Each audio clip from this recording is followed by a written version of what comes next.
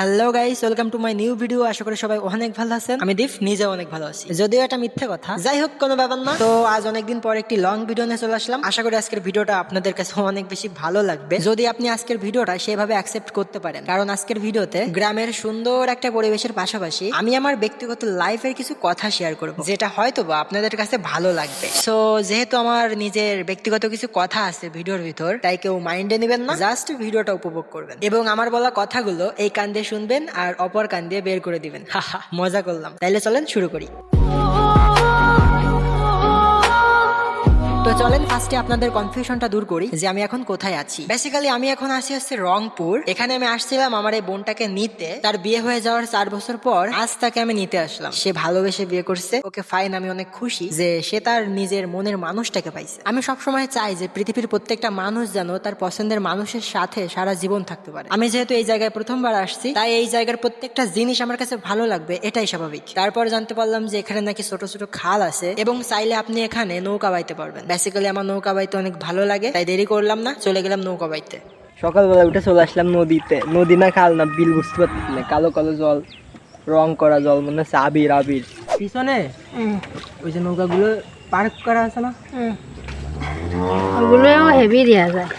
এখন দেন ও এমন ডোঙা চালাচ্ছে কাটার মধ্যে ঢুকে যাচ্ছে, দেন আপনারা দেন।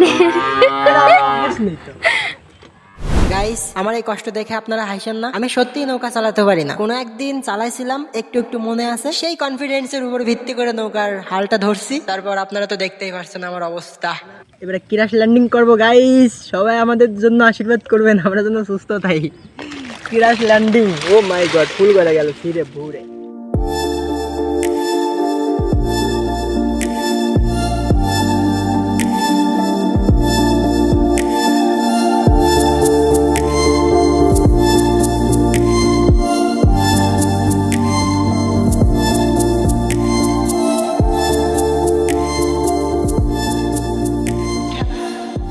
তো হে বন্ধুরা, আমার এই ফুলগুলো দেখে না একটা কথা মনে পড়লো, ঠিক আছে? তারা একবার আমি একটু ফুলটা হাতে নিই। দিস ইজ ফুল, সেই কিউট না? তো যারা শহরে থাকে, ঠিক আছে, তারা তো ভাই প্রপোজ করার সময় গোলাপ ফুল নিয়ে প্রপোজ করে, তাই না? কিন্তু যারা গ্রামে থাকে না, তাই এই যে যে ফুলটা দেখেন কত কিউট, এই ফুলটা দিয়ে প্রপোজ করলে কি অ্যাকসেপ্ট করবে? কি মনে হয় ভাই? গোলাপ কেনা লাগবে না, গ্রামে আসেন, অনেক ফুল আছে, এতে এক তোরা ফুল নিয়ে যায় প্রপোজ করে দেবেন ভাই, 100% আপনার রিলেশন কন্টিনিউ চলবে, ঠিক আছে? তো লেটস গো। ভাইরাল করে দিচ্ছে কিন্তু। হ্যালো এভরিওয়ান, দেখেন এই যে আর একটা লোক এখন বলতেছে কি না না না ভাইরাল করে না, কিন্তু ভাইরাল করা তো হয়ে গেছে আমার। না তুমি আসেনি। সেই সেই সেই ডোঙার পরে বিশাল ভাইরাল হবে। এক দাদু আসছে। দাদু, দাদুটা তো চিনি নে। ভাইটি কোন যাবে? আমরা যাচ্ছি একটু ঘুরতে। ওয়াও, একটা পাখি সামনে দিয়ে উড়ে গেল কাপড়। দেখ দেখ এই এই সাইডে তখন ডুবিয়ে গেছে, তখন ডুবিল না, বুঝেছিস? তখন এনে সূর্যমুখী লাগানো ছিল। আমি নৌকো চালাচ্ছি, দেন ব্রেক ট্রেক ফেল হয়ে যাচ্ছে, কিন্তু 2-3 বার ক্র্যাশ ল্যান্ডিং করেছে, ঠিক আছে? বুঝতেই তো পারেন, বেডি মানুষ, বেদি মানুষ বেশি বোঝে না।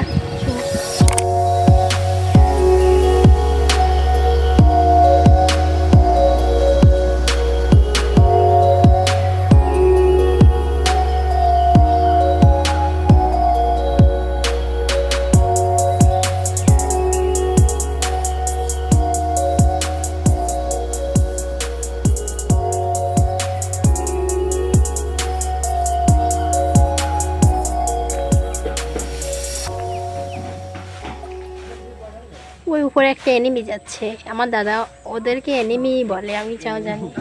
দেখিস সামনে সামনে সামনে। অনেক অনেক তুই কি বোন ধরতে পারছিস নাকি? বন্ধু না হলে সামনের দিকে দে। না গেলে যাবো না। ওই যে নেট যাবে। কত টাকা তো দিয়ে? ওই তো যাবো, কেমনি বলবো ভাই।